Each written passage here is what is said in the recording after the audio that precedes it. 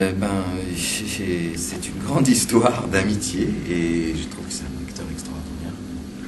Oui, là on est d'accord. Oui, Donc voilà, on a un peu grandi ensemble avec Benoît puisqu'il fait partie de mon premier film, Une minute de silence, où il joue un mineur de charbon d'origine polonaise. Il y a aussi Bruno Puzzulu. Oui, mais Benoît, je le connaissais un peu avant. On voulait faire un court-métrage. On a passé beaucoup de temps. On est devenus amis. Mais c'est au-delà de l'amitié, parce qu'il a un talent énorme. Moi, je le suivais déjà depuis longtemps. Ça fait partie des jeunes acteurs avec qui j'avais envie de travailler. Je voyais le potentiel. Et puis, c'est un mec d'une humanité formidable. Et voilà, j'essaye à chaque fois que je le peux, parce que dans Otage, j'ai pas pu, parce que c'était Bruce Willis, mais dès que je peux, et qui correspond aussi au rôle, où il y a quelque chose qui le touche aussi, lui, ses envies à lui.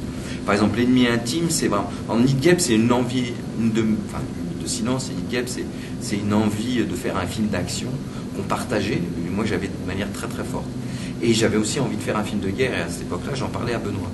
Et c'est Benoît qui est venu avec ce projet de film sur la guerre d'Algérie, parce qu'il avait rencontré un historien, Patrick Rothman, parce que moi, la guerre d'Algérie, j'y connaissais pas grand-chose, et qui nous a aidé à écrire ce scénario et à nous faire comprendre ce qu'était la guerre d'Algérie. Mais c'est grâce à Benoît, alors on se renvoie comme ça, des projets là sur Clo-Clo, je lui ai dit, bon, écoute, il est très ami avec Jérémy Régnier, et c'est un peu son grand frère de cinéma, Benoît. Ils ont une différence d'âge qui fait que Benoît, Dixit Jérémy, a toujours été un peu son grand frère de cinéma, ils se connaissent.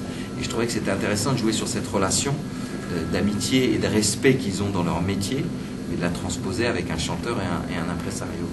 Et je pense que ce qui marche aussi dans le film, dans leur relation, c'est qu'entre les lignes, on ressent ça, on ressent ce qui s'apprécie vraiment.